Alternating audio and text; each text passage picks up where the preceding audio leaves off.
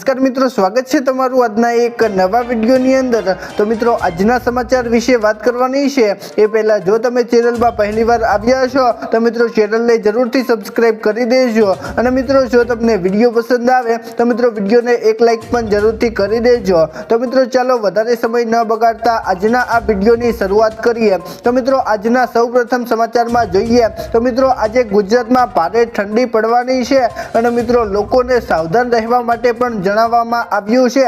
મિત્રો ગુજરાતમાંથી અત્યારે વિદાય લેતા શિયાળાએ ફરી જોર પકડ્યું છે અને મિત્રો અત્યારે વેસ્ટર્ન ડિસ્ટર્બન્સની અસરથી ઠંડા પવનોની ગતિ વધતા રાજ્યમાં ઠંડીનો માહોલ જોવા મળ્યો છે અને મિત્રો આજે નલિયામાં 13.1 ડિગ્રી તાપમાન રહ્યું અને તે સાથે મિત્રો સૌથી ઠંડુ શહેર બન્યું છે અને મિત્રો આજે અમદાવાદ અને ગાંધીનગરમાં પણ તાપમાન 18 ડિગ્રીની આસપાસ નોંધાયું છે અને મિત્રો લઘુત્તમ તાપમાનમાં 3 થી 5 ડિગ્રીનો ઘટાડો થતા વહેલી સવારે અને મોડી રાત્રે કડકડતી ઠંડીનો અનુભવ મિત્રો થઈ રહ્યો છે। સમાચાર જોઈએ તો મિત્રો આજે કોંગ્રેસે રાષ્ટ્રપતિનું અપમાન કર્યું છે। મિત્રો વડાપ્રધાન નરેન્દ્ર મોદીએ રાજ્યસભામાં કોંગ્રેસ પર આકરા પ્રહારો કર્યા છે। મિત્રો વડાપ્રધાન નરેન્દ્ર મોદીએ કહ્યું છે કે કોંગ્રેસે રાષ્ટ્રપતિનું અપમાન કર્યું છે અને મિત્રો ગઈકાલે લોકસભામાં પણ રાષ્ટ્રપતિના ભાષણ પર ચર્ચા થઈ શકી નહીં અને મિત્રો લોકોએ તેમના પદની ગરિમાને ઠેસ પહોંચાડી છે અને મિત્રો ગરીબીમાંથી આવેલી એક મહિલાનું અપમાન કર્યું છે અને મિત્રો તમે આદિવાસીનું અપમાન કર્યું છે તેવું અત્યારે મોદીજીએ કહ્યું છે। મિત્રો ત્યાર પછીના સમાચાર જોઈએ તો મિત્રો સુરેન્દ્રનગરને મોટી ભેટ। મિત્રો મુખ્યમંત્રી ભૂપેન્દ્ર પટેલ 6 ફેબ્રુઆરીએ સુરેન્દ્રનગરની મુલાકાત લેશે અને મિત્રો ત્યાં તેઓ દીનદયાળ ઉપાધ્યાય ટાઉન હોલ ખાતે બપોરે 3:30 કલાકે પહોંચશે અને મિત્રો ત્યાં તેઓ 539.26 કરોડના વિકાસ કાર્યોનું લોકાર્પણ અને ખાતમુહૂર્ત કરશે અને મિત્રો આ કાર્યક્રમમાં શહેર અને જિલ્લાની અંદર અનેક મહત્વના પ્રોજેક્ટ્સનો પણ સમાવેશ થાય છે અને મિત્રો જેનો મુખ્ય ઉદ્દેશ્ય સ્થાનિક નાગરિકોને આધુનિક સુવિધાઓ પૂરી પાડવાનો અને વિકાસને વેગ આપવાનો છે। મિત્રો ત્યાર પછીના સમાચાર જોઈએ તો મિત્રો આજે ફરીથી સોના ચાંદીમાં ઘટાડો થયો છે। મિત્રો સોના અને ચાંદીની અંદર ભાવમાં સતત તેજી બાદ કાલે ભાવમાં ઘટાડો નોંધાયો છે। મિત્રો વાયદા બજારમાં ચાંદીના ભાવની અંદર 11% એટલે કે મિત્રો 28,000 રૂપિયાનો મોટો ઘટાડો થયો છે અને મિત્રો પ્રતિ કિલોએ ભાવ અત્યારે 2.40 લાખે પહોંચ્યો છે। જ્યારે મિત્રો સોનાના ભાવની વાત કરીએ તો મિત્રો આજે સોનાના ભાવની અંદર પણ 3,000 રૂપિયાનો ઘટાડો થયો છે અને મિત્રો અત્યારે 24 કેરેટ સોનાનો ભાવ 1.50 લાખની આસપાસ જોવા મળ્યો છે અને મિત્રો અત્યારે 10 ગ્રામ સોનાનો ભાવ 1.50 લાખ આસપાસ જોવા મળ્યો છે અને મિત્રો આ કિંમતોમાં માત્ર ઘટાડો જ જોવા મળ્યો છે અને મિત્રો રોકાણકારો માટે આ કિંમતી ધાતુમાં અત્યારે ખરીદવાની એક સુવર્ણ તક આવી છે તે સાબિત થઈ છે। મિત્રો ત્યાર પછીના સમાચાર જોઈએ તો મિત્રો આધાર કાર્ડ ઉપર મોટી કાર્યવાહી। મિત્રો અત્યારે 2.5 કરોડ ખાતા નિષ્ક્રિય એટલે કે ડિલીટ થયા છે।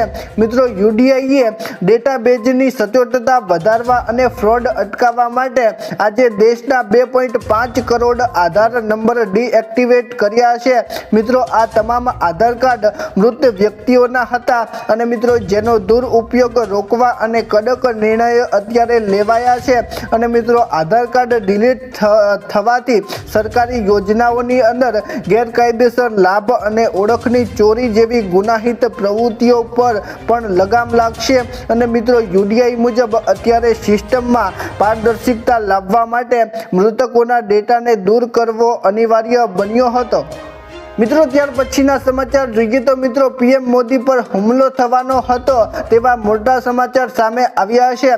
મિત્રો ગઈકાલે લોકસભામાં ભારે હોબાળો થયો હતો અને મિત્રો વિપક્ષી મહિલા સંસદો પીએમ મોદીની ખુરશી સુધી પણ પહોંચી ગઈ હતી અને મિત્રો હોબાળાને કારણે પીએમ મોદીનું ભાષણ પણ ખોરવાઈ ગયું હતું અને મિત્રો સ્પીકર ઓમ બિરલાએ ગૃહસભાની અંદર કહ્યું છે કે ગઈકાલે પીએમ મોદી સાથે કંઈ પણ થઈ થઈ શકતું હોત તો વાતાવરણને જોતા મેં તેમને ગૃહમાં ન આવવા વિનંતી કરી હતી અને જો પીએમ મોદી આવ્યા હોત તો મિત્રો પણ અણધાર્યું બની શક્યું હોત. અને મિત્રો લોકસભાના અધ્યક્ષ ઓમ બિરલાએ ગૃહમાં પીએમ મોદીના ભાષણને મુલતવી રાખવા એક મહત્વપૂર્ણ દાવો કર્યો છે. મિત્રો ત્યાર પછીના સમાચાર જોઈએ તો મિત્રો ખેડૂતોના 2000ના હપ્તાને લઈને સૌથી મોટા સમાચાર સામે આવ્યા છે.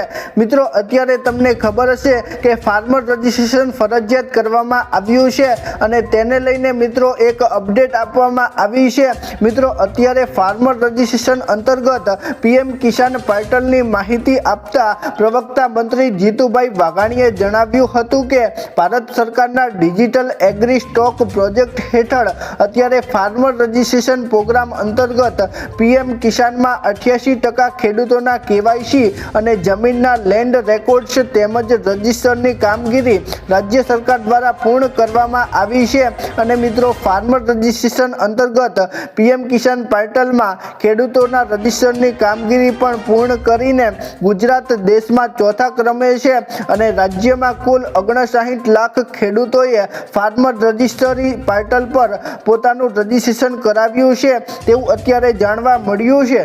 મિત્રો ત્યાર પછીના સમાચાર જોઈએ તો મિત્રો નાના ખેડૂતોને મોટી સહાય અત્યારે મળી રહી છે.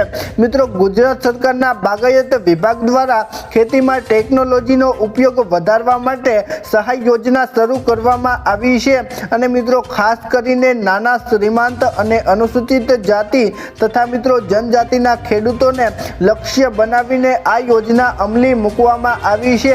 અને મિત્રો તે યોજનાથી અત્યારે મિત્રો ખેડૂતોના મોંઘા યાંત્રિક સાધનો પણ તેઓ ખરીદી શકે છે અને મિત્રો ખેતીની પદ્ધતિઓને વધુ પ્રગતિશીલ ખેડૂતો બનાવી શકે છે.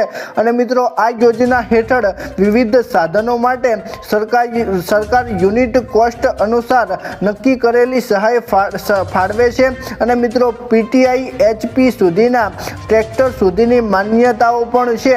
અને મિત્રો આની અંદર ખેડૂતોને 75,000 રૂપિયાથી લઈને અનુસૂચિત જાતિના ખેડૂતોને 1,20,000 રૂપિયાની સહાય મળે છે. અને મિત્રો રોટાવેટર માટે ખેડૂતોને 60,000 તથા મિત્રો અનુસૂચિત જાતિના ખેડૂતોને 70,000 રૂપિયાની સહાય મળે છે.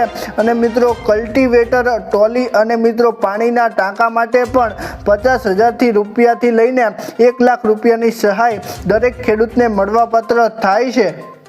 મિત્રો ત્યાર પછીના સમાચાર જોઈએ તો મિત્રો ગરીબ ખેડૂતોનું દેવું માફ.